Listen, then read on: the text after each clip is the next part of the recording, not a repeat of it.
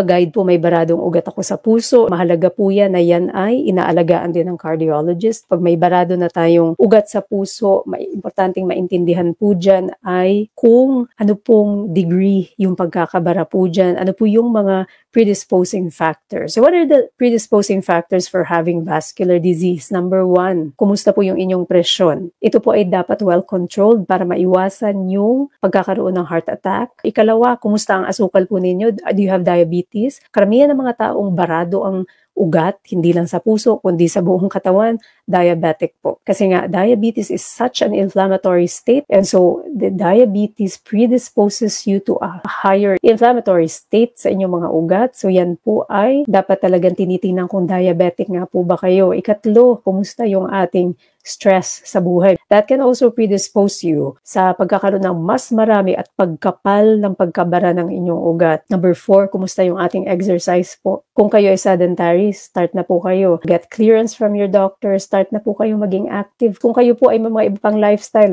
like malakas uminom ng alak, naninigarilyo, those are the other things, kapatid, you have to give that up. With a proper lifestyle, yung pagkain po ng mga less inflammatory food, minsan nakakatulong yan. But really important to understand, bakit siya nabuo in the first place? Para maiwasan nyo yung mga bagay-bagay na ginawa nyo before that can cause yung more deposition ng plaque po na yun.